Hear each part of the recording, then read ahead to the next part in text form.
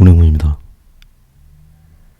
요즘 들어 영상을 건너뛰는 일이 자주 생기게 되었습니다. 될 수 있으면 일주일에 한 번씩 올리는 영상을 거르지 않으려고 애를 쓰지만 살다 보면 피치 못할 상황이 생기기도 하는 건 어쩔 수 없나 봅니다. 원래 하고 있던 일이 최근에 양이 좀 많아지면서 경황이 없어진 것 같습니다. 그래도 될 수 있으면 영상을 거르지 않고 업로드하려고 애를 쓰지만 그게 좀 여의치 않을 때가 있습니다. 매주 영상을 올리지 못하더라도 이해해 주시기 바랍니다.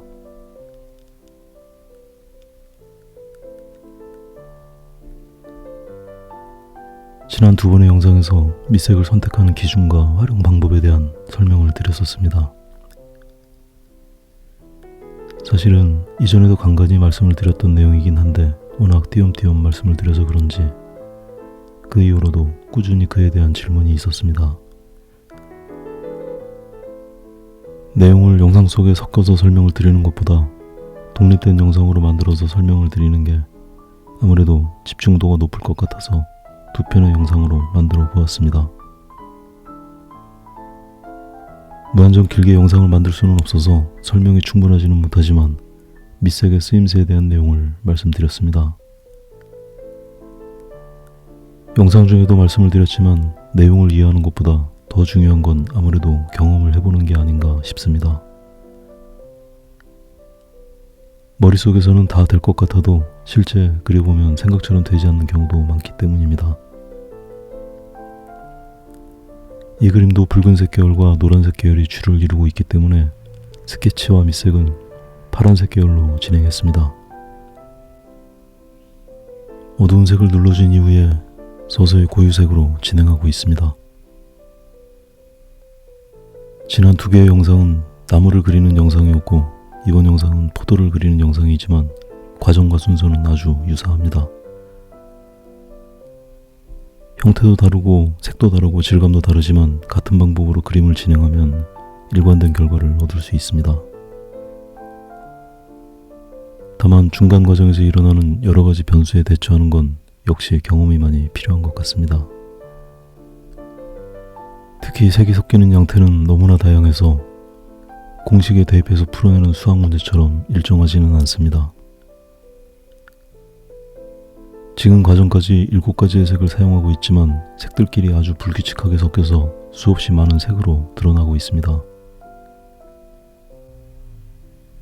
지저분하게 보이기는 하지만 이 과정에서 기대하는 건 깨끗하게 보이는 그림이 아니라 더 다양한 색으로 이루어진 풍성한 그림이라서 더 적극적으로 색을 혼합합니다.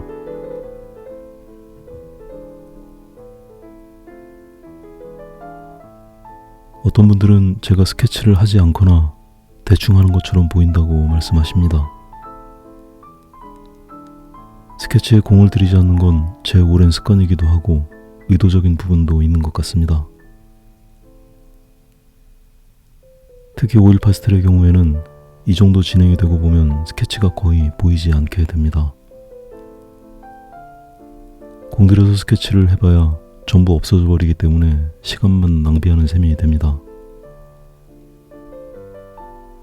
게다가 제 경우엔 스케치가 너무 정교하면 그 스케치에 얽매여서 그걸 지키느라 그림이 너무 조심스러워집니다.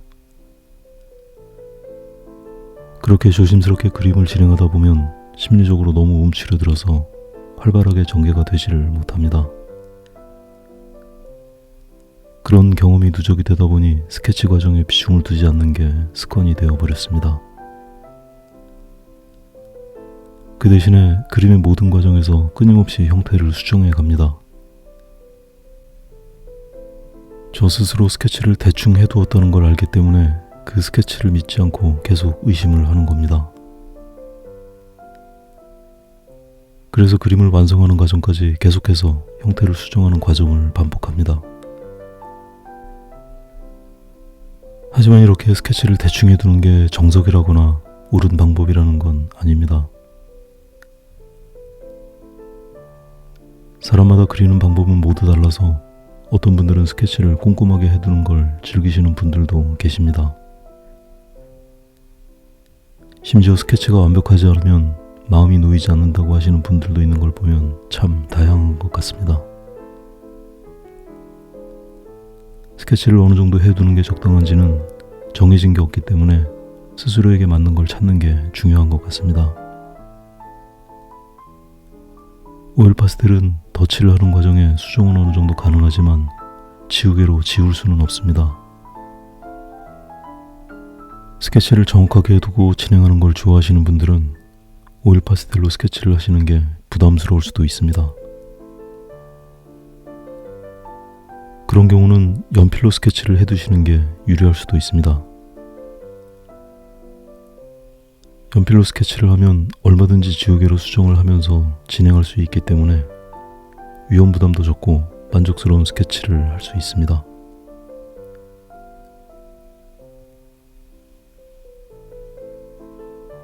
포도를 그리다 보면 표면에 하얀 가루가 질감을 가리고 있어서 성가신 느낌이 들 때가 있습니다. 이 가루가 덮여있는 부분의 색과 명암의 체계는 포도 표면의 그것과 달라서 잘못 표현하면 아주 이질감이 느껴지게 됩니다. 그렇다고 해서 이걸 전부 닦아내고 그리면 포도의 느낌이 들지 않아서 그렇게 할 수도 없습니다. 예전에 언젠가 과일 가게 사장님한테 들었었나 그게 당분이 껍질에 분비된 거라고 들은 적이 있었습니다. 전문가가 그렇다고 하니 한치의 의심도 없이 그러려니 믿고 오랜 세월 살아왔습니다.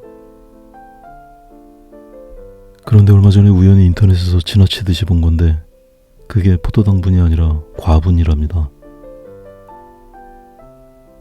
포도 자체에서 오염물질 같은 걸 막아주기 위해서 표면에 방패막처럼 형성된 거랍니다. 이 과분이 충분히 감싸고 있는 포도는 그만큼 건강한 거라는 내용을 읽은 적이 있습니다. 어쩐지 그냥 포도당이라면 물로 쓱쓱 씻으면 홀랑 녹아서 없어져야 할 텐데 이건 그 정도로는 어림도 없습니다. 요즘은 인터넷 때문에 뭐든지 함부로 아는 척하면 안 됩니다. 섣불리 아는 척 했다가는 핸드폰 들고 바로 앞에서 확인당할 수 있습니다. 그래서 그런가 요즘 사람들은 지식을 굳이 머릿속에 담아두지 않는 것 같습니다. 전부 폰에 담아서 손에 들고 다닙니다. 좋은 건지 안 좋은 건지는 저도 잘 모르겠습니다. 오늘은 여기까지 하겠습니다.